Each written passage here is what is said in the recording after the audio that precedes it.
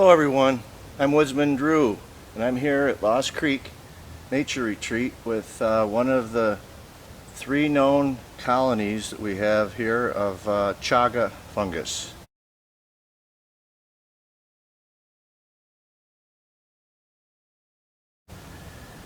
And I'm here because I want to harvest some and make tea. Now, the best time to harvest chaga is in the late fall or early winter. And right now, it's, believe it or not, it's December 19th, about 60 degrees out, which is quite unusual for central New York. So I'm taking advantage of that.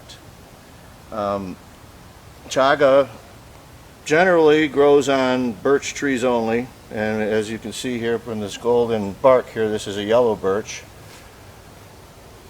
And only about 1 out of 1,000 birch tree will actually have chaga. So we are thankful to have it here, and I'm going to harvest some, but not all of it. I'm going to leave about 1/3 or more so that it will continue to grow. And what I plan to do is make chaga tea out of it, because it's loaded with vitamins and minerals, and particularly what I'm going for is the melanin, which gives it its black color. That is a great antioxidant. I think we have some mosquitoes in the middle of December here. So the way you do this is I like to bring a hammer and a hatchet, and you don't want to cut right at the tree because you want to leave a little bit, or it will expose the tree to infestation. So I like to come right up here about 1 inch away from the base and give it some strikes. And there she goes. She pops right off. Let me grab that piece. Now you can see in here we've got a golden brown inside, and the outside black is the melanin, which I like because it makes the tea darker and makes it look more like tea. Now I also buy Canadian chaga because there's not enough chaga on this property to provide me with the tea that I want.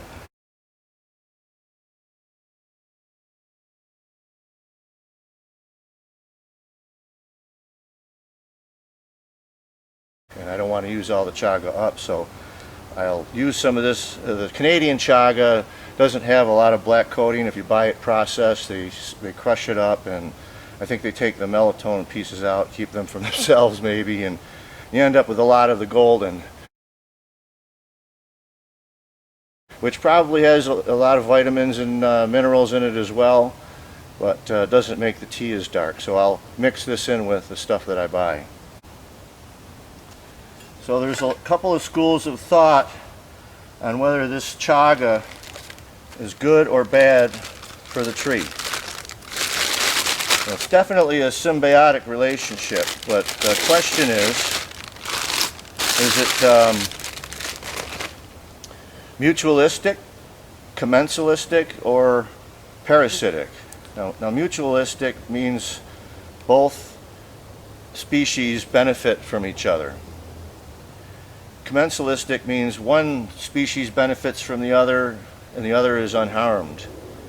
And the parasitic, as you probably guess, one gets sustenance from the other and harms the tree, is what I should say. So the question is, should you remove it or leave it? Is it good or bad? Now, it usually forms in a wound or a dead branch stub, and kind of forms like a scab on it. So in some respects, people think that it heals the damaged part of the tree. So in that respect, it would help the tree. But being a fungus, it's gaining its sustenance from the tree. It's sucking the minerals and the nutrients out of the tree, and that could be detrimental to the tree. I guess it depends on how much damage it's doing to the tree versus how much it's helping the tree. Now we can harvest this 3 to 4 times, maybe 5 times over the life of the tree, over the years of the tree.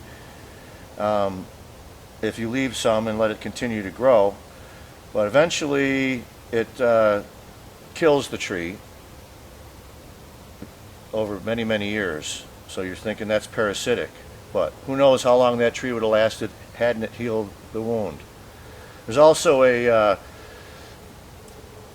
mutualistic thing going on with the vitamins and minerals that it's taking out of the tree when times are good, that the tree could actually reabsorb some of those minerals back into it when times are not so good. So you can decide on your own based on all that information.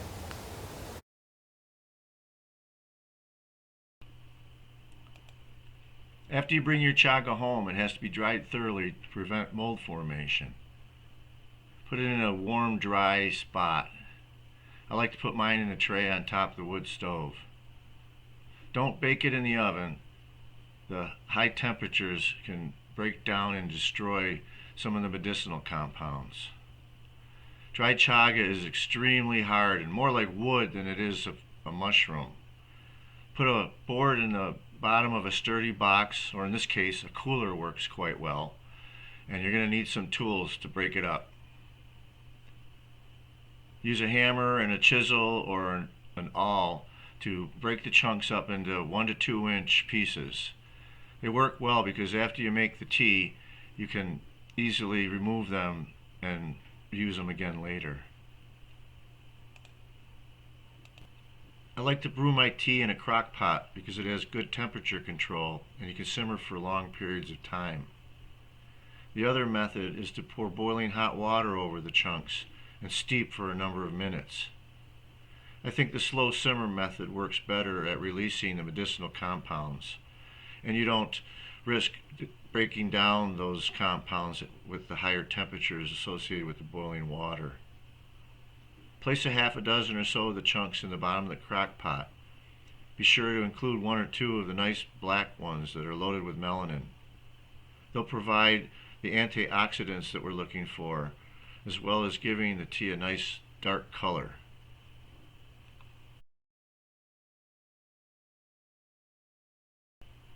If you happen to be a mint lover, you're in luck. Not only does the birch tree provide us with wonderful chaga, but it also has another awesome feature. It produces a compound called methyl salicylate, commonly known as wintergreen. If you use your thumbnail to scratch off a small spot of bark on a young birch twig and smell it, you'll pick up the wonderful mint aroma. And yes, it's the same wintergreen that is used in low concentrations as flavoring in toothpaste and chewing gum, or in higher concentrations as an analgesic in deep heating muscle rubs, or as an antiseptic in mouthwash. You'll notice that the spot you scratched off has a green tint, indicating the presence of chlorophyll produced during photosynthesis. Birch trees are one of the few trees that are capable of bark photosynthesis. This color will be present even in the dead of winter, giving to the name wintergreen. Both the black birch and the yellow birch produce wintergreen, although it exists in higher concentrations in the black birch. So if you like mint tea, and you got your chaga from a black or a yellow birch, you can harvest some of the twigs, cut them up, and add them to your brew. Be sure to use responsible harvesting practices. Take only what you need, and only from a tree that can afford it. Add 2 to 3 quarts of water and bring the temperature up to between 140 and 170 degrees Fahrenheit. Don't exceed 180 degrees, or you could start to break down some of the more temperature-sensitive compounds. When I set my crock pot on low, it maintains a temperature right around 165 degrees Fahrenheit. Unlike what one might think, chaga tea does not taste like a mushroom. It has a rich, earthy tone with a hint of vanilla. Simmer anywhere between 3 and 8 hours, depending on how strong you like your brew. At 3 hours, it will have a more tea-like appearance, with a strong mint flavor.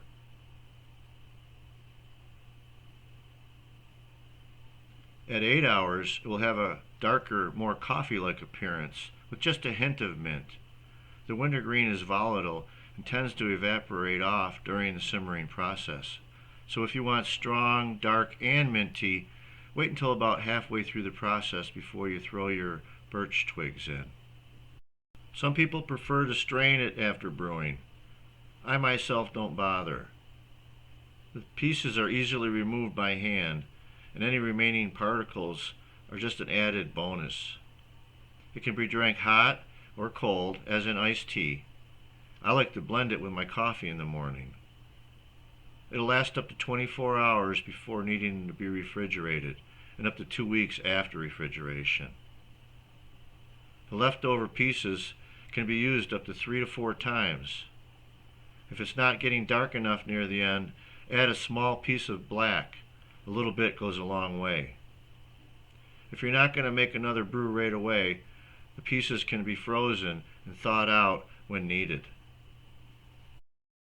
When you're done using your chaga to brew tea, you can dry it out and put it to one final good use. Chaga is also known as tinder fungus because of its amazing ability to catch a spark and hold a coal. It also smells rather pleasant when burned, so it can be used as a kind of incense. Happy sipping!